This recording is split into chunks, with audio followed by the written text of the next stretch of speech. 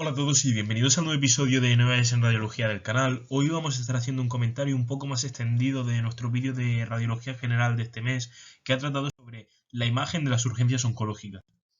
El cáncer es una de las principales causas de muerte a nivel mundial y su elevada incidencia y ahora supervivencia gracias a los avances terapéuticos han hecho que cada vez dediquemos más recursos a realizar pruebas de imagen relacionadas con las complicaciones de esta enfermedad o bien sus tratamientos. Estas complicaciones van a presentarse de dos formas: de forma aguda en la puerta de urgencias o más crónicamente, tardando semanas o meses en dar la cara y ser reconocidas y tratadas. Además, no es raro que estas complicaciones sean la primera manifestación de la enfermedad. Las manifestaciones del cáncer, a su vez, se pueden clasificar en según sean efectos directos de la neoplasia, consecuencia de la extensión a estructuras vecinas o compresión mecánica, o indirectos, que son efectos sistémicos de la enfermedad y sus manifestaciones, como pueden ser estados de hipercoagulabilidad que nos den un TEP, infecciones por la inmunosupresión o los síndromes paraneoplásicos. Y dentro de este grupo también incluimos las complicaciones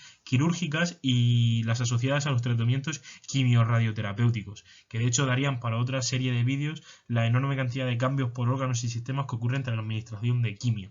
Nosotros para el vídeo las vamos a dividir por aparatos y en Twitter hemos hablado de las neurológicas, que las vamos a repasar ahora, y aquí hablaremos del resto, de las torácicas y de las abdominopélvicas. Empecemos con las neurológicas. Dentro de las neurológicas, la más importante por su carácter urgente y las secuelas que deja es el síndrome de compresión medular. El retraso diagnóstico se traduce en que el paciente se quede o paralítico o con pérdida de control de esfinteriano. Y de hecho este síndrome de compresión medular, por desgracia, es muy frecuente en la oncología. De hecho, hasta un 80% de los pacientes que presentan este síndrome tenían un antecedente de una neoconocida. El gol estándar para el diagnóstico de esta enfermedad es la resonancia magnética y hay que hacérsela a todo paciente que aparezca con dolor lumbar o de espalda irradiado y cualquier déficit neurológico con neoconocida.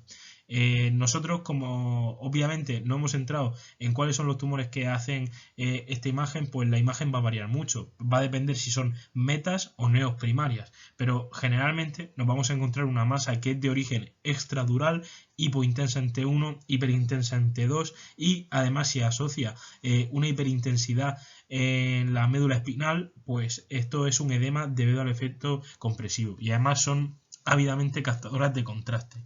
La alternativa a la reso es el Mielotac. Ahora vamos a hablar de las complicaciones torácicas, que son dos: el síndrome de la vena cava superior y el derrame pleuropericárdico.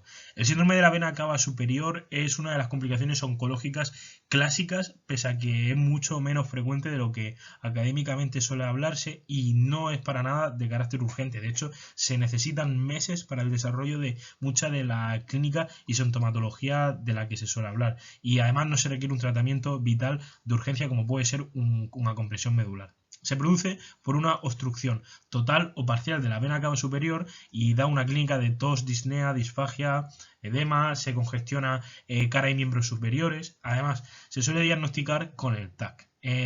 Preferiblemente TAC con contraste para poder hacer una distinción entre la interfaz masa tumoral y vasos. Y nosotros lo que vamos a ver es o bien una masa que está estrechando la luz que desde fuera extrínsecamente, o bien una trombosis de la vena cava superior. Y esto es lo que hace especialmente que sea de utilidad la administración con contraste para que nosotros podamos ver bien si es una obstrucción extrínseca o la trombosis intraluminal.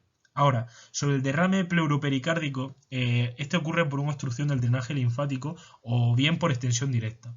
Ocurre generalmente en estadios finales y también puede ser consecuencia de un engrosamiento inflamatorio benigno de la pleura y pericardio que se da en muchos pacientes que reciben quimioterapia, especialmente con algunos agentes como puede ser la bleomicina.